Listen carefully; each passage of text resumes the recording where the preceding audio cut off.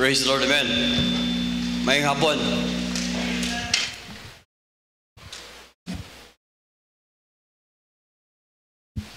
Okay, salamat sa Ginoo ni balik mo, amen. Okay, salamat sa mga special number. Salamat mga instrument players. Sayang to no, kay nainaw nga wa na ko makit Itong nagkanta ba? Nakikita mo itong naong nila? Nakikita mo? Ang uban wala makit kay gitabunan. Anyway, salamat sa Ginoo. Nibalik mo karong hapon o gunya kung mag-amen mo pirmi o mag-amen mo inig wali nago dali ta pakubad. Amen. Gusto gid mo dali ra mahuman.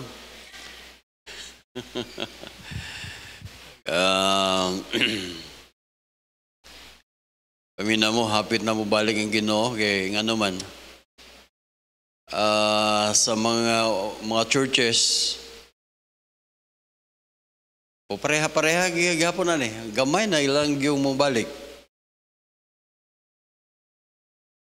Ang uban gani wala dili na sila mag-service kay ingon sila nga tagtungod na lang ang mo balik.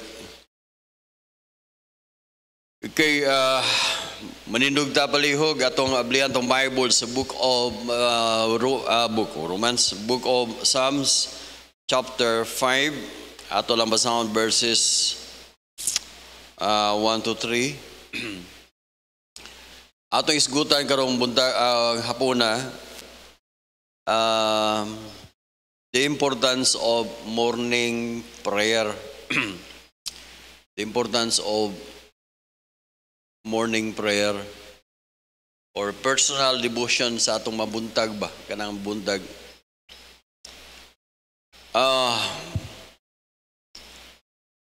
Some verses 1 to 3 atong basahon. Salmo kapitulo 5 versikulo 1 hangtod sa 3. Atong dungan og basa, ridigo.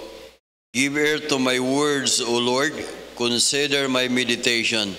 Hearken unto the voice of my cry, my King and my God, for unto thee will I pray. My voice shalt thou hear in the morning, O Lord, in the morning will I direct my prayer unto thee will look up. Okay, mag-pray na. Thank you, Lord. Sa kagayonan nga mapahinumduman mi sa imong pulong o Dios. Lord, I pray nga ikaw mag-bless. Doon na may makuha ang pagtulunan in Jesus' name. Amen. Palihog maglingkod. Okay, nga namang kinsa may naghimo og every morning naghimo siya sa iyang kaya na ano lang. Okay, doon ako gipaminaw na ako nga testimony ba sa mga businessmen, mga entrepreneur, mga businessmen. Unya akong gitan-aw ang ilahang mga background sa ilahang kinabuhi. They believe in God, pero wala gyud nila i-specify nga baptist ba sila o anak ba sila sa Ginoo or pareha na born again ba sila. Pero they believe in God, pero they believe nga the importance of kining gitawag morning meditation. Gitawag nila og meditation. Matod pa sa ka-testimony ngan siya nga sa first 1 hour sa iyang kinabuhi iya yung gihabit na ba kanang nabatasan na gyud niya nga number 1 mo inom siya og tubig sa morning ba tubig siya mo inom siya tubig nga usa ka baso ambot lang usa ka dako nga baso gamay ba unsa ba unya nabatasan niya nga makigistorya siya sa ihang self. Apa mo diha? Meaning iyang istoryahan iyang self ba? Magatubang siya sa amin nga ikaw ayaw ka discourage, ikaw pag ayaw, pag luya-luya, ikaw dunay goals, imong kinabuhi. Iyang istoryahan iyang kaugalingon. Dayon iyang buhaton pag yun ka na makigistorya siya sa nature.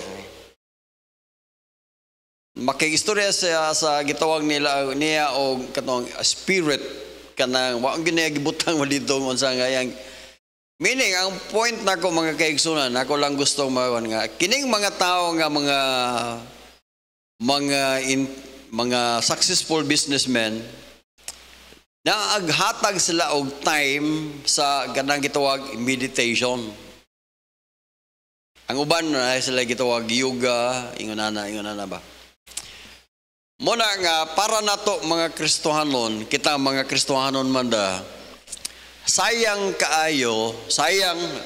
mingo kong sayang ba, nga naatay Bible, we believe in the Bible, mutuot as Bible, mutuot nga dunay Ginoo, the God, the Lord of Lords, the King of Kings, og sayang nga wala ta ang atong kinabuhi nahimo lang pareha ra gapon tas mga unbeliever ba? Kita sabot mo sa sabot nago. Ako nakita nga importante kayo the importance of morning first 1 hour ba sa imong kinabuhi.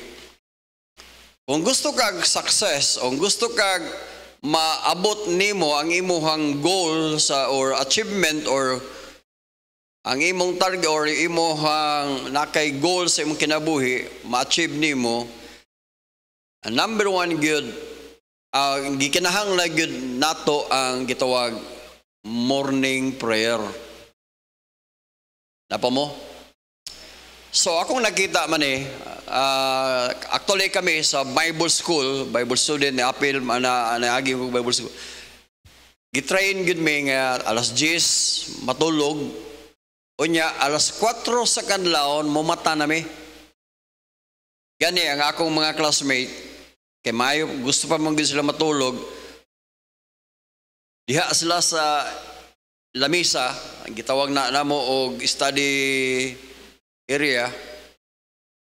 Dayon magbuka ang Bible, niya magbukot og habol, murag ingnon ba nga aron ingnon nga nag-concentrate gyud basa sa Bible pero ang uban natulog na.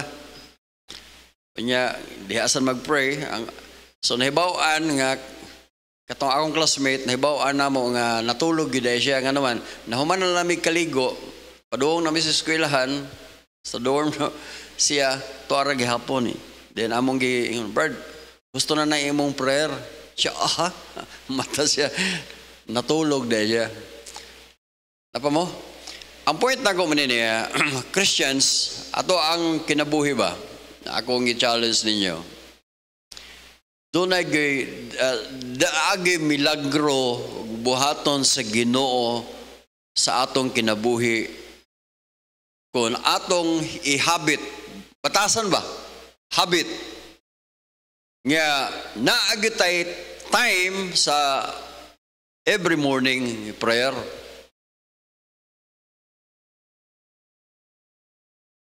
Amen? Ang nakadaot ra baron sa atong time kay naay daghang kompetensya na to. Number 1 kompetensya gyud nato is cellphone. Muna nga, ang akong advice ninyo, kung gusto mo nga maligon ang inyong spiritual life, ayaw sa moghikap sa inyong gadget, inyong cellphone, inyong unsa dia sa buntag. Ang inyong permirong hikapon gyud the Word of God, the Bible. Ihabit lang gyud na ninyo, ibatasan gyud na ninyo ba? Kay once nga makasugod gani mo og hikap sa inyong cellphone, unya ang inyong kamot tuanan dito, wala na gud mo'y time sa pagpamalandong sa Bible. Mut lang ninyo. Unya, ani raman eh.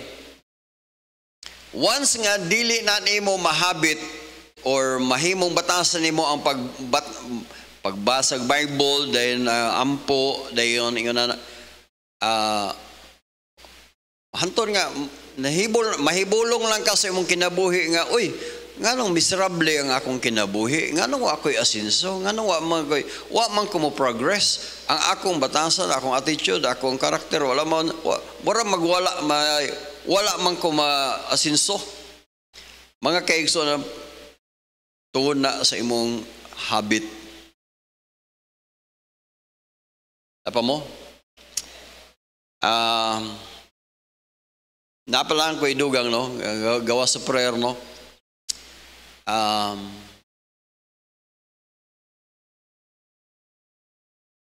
Amo niya sa Bible, amo niya. Number 1, sa diyang mabuntag mga kaigsunan, number 1, we need to feed our soul with the Word of God. Number 1 gina siya, we need to feed our soul atong kalag, atong pakanon. Before pakanon nato ang atong lawas o butangan og kape unsa pa diha kanang ibutang sa kinalan ato sang pakanon ang atong kalag sa pulong sa Dios. Ang atong mind kinahanglan masaturate sa pulong sa Dios. Kinahanglan ang una nga mabutang sa tong mind.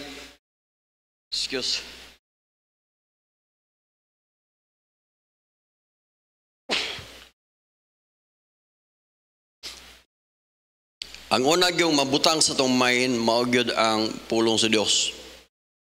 Atong mabasa dito, no?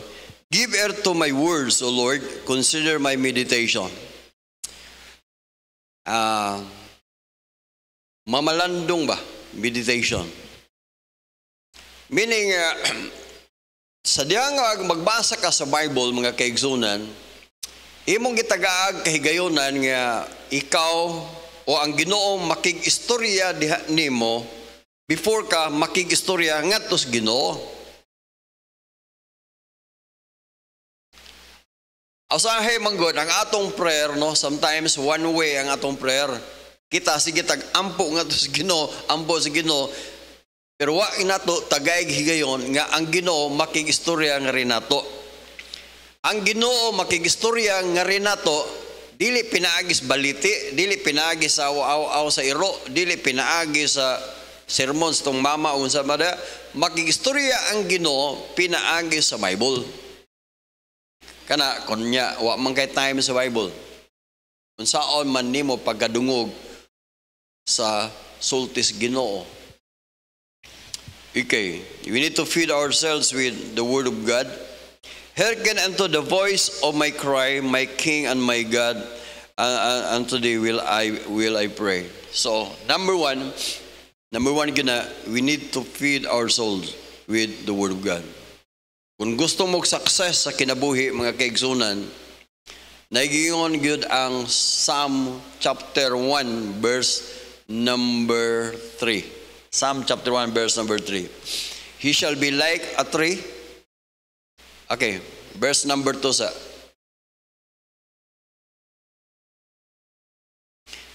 Blessed is the man that walketh not in the counsel of the godly, nor sitteth in the seat of the scornful. But his delight is in the law of the Lord. Ang pangutana, kalipay ba nimo ang pulong mo sa Dios sa dihang imong mabasa? Kalipay ba nimo ang pag-abli sa Bible? Kalipay ba nimo ang pagpaminaw sa pulong sa Dios? Nagyo ang Bible, but his delight is in the law of the Lord. Meaning na kay kalipay sa pagpamalandong sa Bible. And in his law that he meditate day and night. Actually, ang gimeditate na to, akong nabantayan sa kuha lang ha. Ako nabantayan sa akong kaugalingon ba. Mas daghan kog time sa pag-meditate sa Facebook kaysa Bible. Muna ako nabantayan. Sukad nga naay Facebook, sukad nga naay internet, sukad nga daghan tag time diha. No wonder mga kaigsunan sa atong kinabuhi, ako nakita, miserable ang atong kinabuhi. Muna akong i-challenge ninyo, kung gusto mo, kadunay success ang inyong kinabuhi, ma-achieve ninyo ang inyong mga goals sa inyong kinabuhi, mga kaigsunan, ayaw ipaulahi ang Bible. Amen? So, we need to feed ourselves with the Word of God. Tanawa ra God, verse number 3. Pag-abot sa verse number 3. And he shall be like a tree planted by the rivers of water, and bringeth forth his fruit in his season. His leaf also shall not wither, and whatsoever he doeth, unsa man? Unsa gali? Shall prosper. Unsa man na? Muna'y resulta sa pagpamalandong sa pulong sa Dios. Amen? Og imo sang tanaw sa Joshua chapter 1 verse number 8. Ingon ang Joshua chapter 1 verse number 8. Ingon the Bible, Joshua chapter 1 verse number 8. This book of the law shall not depart out of thy mouth, but thou shalt meditate, pamalandong therein day and night, and thou mayest observe to do according to all that is written therein. For then, sa dihang imo nang buhaton mga kaigsunan, then thou shalt make thy way, unsa gani? Naagapon, prosperous. Mga kaigsunan, if you want prosperity, mo prosper ka sa imong kinabuhi, ayaw ipalayo ang pulong sa Dios. Kaya nga naman, ang pag-prosper nato nining kalibutan na, kung walay pulong sa Dios nga magsabak nato, nahimo na noon ng trap, nahimo ng laang ang prosperity sa atong kinabuhi kung wala tay background sa pulong sa Dios. Abihin mo ka ng kwarta mga kaigsunan, usa na mahimong trap, mahimo ng litag sa atong kinabuhi kung wa tay insaktong foundation gikan sa pulong sa Dios. We need to feed ourselves with the Word of God. Ayaw mo pagsalig sa bawali ras pastor. Ayaw mo pagsalig. Dayon ikaduha mga kaigsunan, we need to focus ourselves with we need to focus our faith in the Lord. We need to focus our faith in the Lord. Verse number 3 siya, my voice shalt thou hear in the morning. In the morning will I direct my prayer unto thee, will I look up. Mga kaigsunan, importante gani. Nganong importante man ang morning prayer? Tungod kay maunay time nga ang atong dili ta ma-sidetrack ba, kundi naagid tay ang atong pagtuo sa Ginoo, permitang naay dakong pagsalig ngatos Ginoo ba, natay faith. Kaya nga nagingon ang Bible sa Hebrews chapter 11 verse number 6, for without faith it is impossible to please Him. Mga kaigsunan, importante ang faith. Kaya siya nga, he that cometh to God must believe that He is. Muna nga usahay wa kaitay courage, wa kaitay kanang courage nga mo himo og mga dagkong butang or mo likang og mga dagkong butang tungod kay minus man ta og faith. Amen. So muna na importante kayo, we need to focus ourselves. We need to focus our faith in the Lord.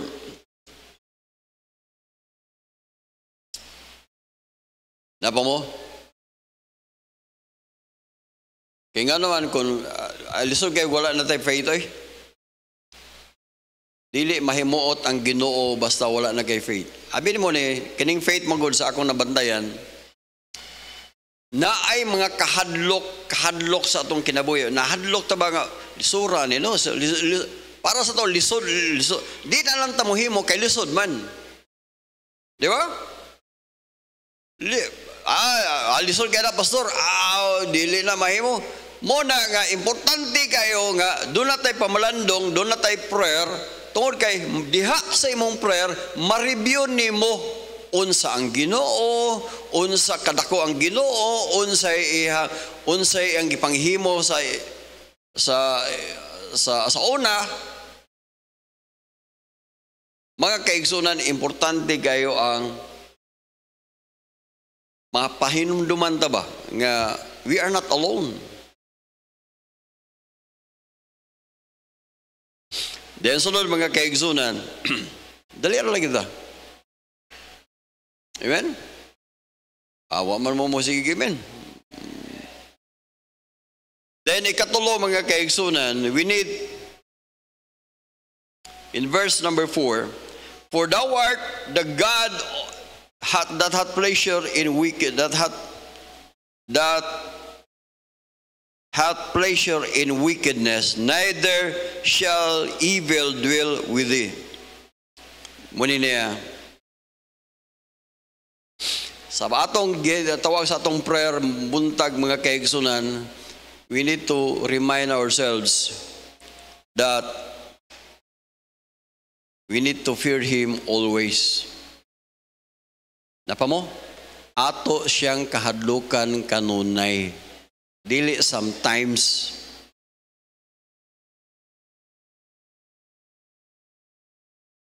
Amen? The word fear, mga kaigsunan, gusto sa Ginoo nga doon na kay respect ba? Doon na kay respect nga ito niya ba? Pamina mo, mahibaluan ko maning kining mga nagpuyo diri, mahibaluan ko man sila kung naaba sila respect nako og wala o kining kahadlok o kining respect. Actually, posible mo nga nahadlok pero wala mo respect. Pero ang buot pasabot sa Bible mga kaigsunan, fear the Lord, meaning ang buot pasabot doon na kay dako kayong respect nga tos Ginoo. For example, sa akong asawa, doon na ko'y dakong respect nga ito niya. Mo nang dili ko mangitag lain, kanang ko'y dakong respect niya. Pero igor akong mahadlok niya, pagawa niya, muhimo na pugog lain. Di ba? So ang point na ko mga kaigsunan niya, we need to fear God. Ang buot pasabot, atong tagaan siya mas taas o pinakataas nga respeto sa atong kinabuhi. Amen? So, sa atong morning prayer mga kaigsunan, atong pahinumduman tong gaulingon, doon ay Diyos. Doon ay Diyos nga akong kahadlukan. Ingon siya, verse number 4, for thou art the God that hath pleasure in wickedness, neither shall evil dwell with thee. Verse number 5, the foolish shall not stand in thy sight, thou hatest all workers of iniquity. Sa imong morning prayer mga kaigsunan, kung maghimo ka morning prayer, imong mapahinumduman imong kaugalingon nga dili day mahimuot ang Ginoo kung magbinuang ko. Amen? Mababagan day panalangin nako. Psalm 66 verse number 18. Psalm 66 verse number 18. Ang second sa Bible, if I regard iniquity in my heart, the Lord will not hear me. Amen? Ang buot pasabot mga kaigsunan, ibutang pirmi, pahinumduman na to kanunay atong kaugalingon nga naay Ginoo ato siyang kahadlukan. Verse number 6, ningon siya nga, thou shalt destroy them that speak leasing. Iyang i-destroy ang mga tao nga nagsultig mga bakak. And the Lord will abhor the bloody and deceitful men. Napagod verse number 7. As for me, I will come into the house in the multitude of thy mercy, and thy fear will I worship toward thy holy temple. Amen? Mga kaigsunan man niya, every morning, sa ato ang pag-ampo nga to sa Dios, Lord, pahindumi ko, o Lord, mo niya, ako nagtuon nimo, ikaw ang akong Dios. Di ba? So, ang resulta na, gani, o imong padayon nung nagbasa din, verse number 8, ngayon siya nga, lead me, O Lord, in thy righteousness because of thine enemies. Make thy way straight before thy face, and there is no, for there is no faithfulness in the mouth of in their mouth. Their inward part, very wickedness. Their truth is an open sepulchre. They flatter with their tongue. Mga kaigsunan, usani ka pagpahindom nato nga dili ta maghimo og binuang. Every morning atong pahinumduman atong kaugalingon. Karong adlaw di ko mangnikas, di ko manglimbong. Every morning, Lord, gusto ko nga mahimuot ka sa akong kinabuhi. Lord, I want blessing in my life. Lord, tabangi ko. Amen? Nga naman, gusto sa Dios nga gusto nimo nga ikaw i-bless ka sa Ginoo. Kaya nga naman, sayang manggod ang paminama, sayang manggod ang adlaw nga gihatag sa Ginoo nimo pero wala ka gi-bless sa Ginoo. Sayang. Dili na ba nato mabalik ang adlaw? Ang pizza di ba na nato mabalik? Sayang kung nato makuha ang blessing nga ihatag sa Ginoo tungod kay dunay iniquity nga restong kasing-kasing. Sayang. Mga kaigsunan, the importance of morning prayer, number 1, we need to feed ourselves with the Word of God. Ikaduha, we need to focus our faith in Him. Then ikatulo, mga kaigsunan, we need to remind ourselves, we need to fear the Lord. Ato siyang kahadlukan, respetuan nato siya. Why? Without Him, we can do nothing. Manindog tang tanan palihog.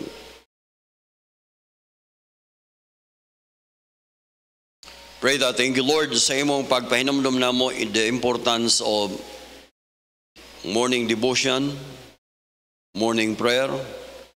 Ug salamat Lord nga ikaw nagpahinumdum namo nga you are the God of righteousness.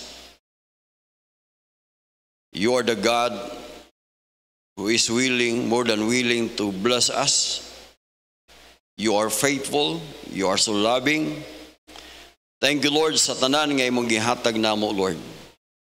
Bisan pa man sa mga among kakulangon, ikaw naghatag namo mga pagkaon, bisti o sanina ang among ikasulob, tubig tubig nga among mainom. Gitagaan nimo kami balay nga among kapuy-an. Lord, labaw sa tanan, ikaw naghatag namo kasiguruan sa kaluwasan. Lord, I pray nga this simple message, Lord, mao kini magpahinumdum namo kanunay nga kami, O Dios, mag-faithful sa diha nimo, O Dios. Pahinumdumi kami kanunay sa imong pulong, O Dios. Tabangi mi kay mga tao kami nga wa mi maanad sa pagkinabuhi nga matarong. Ug Lord, I pray nga ikaw mahimuot sa among kinabuhi kanunay. ug amo ning giambo in Jesus name. Praise the Lord, amen.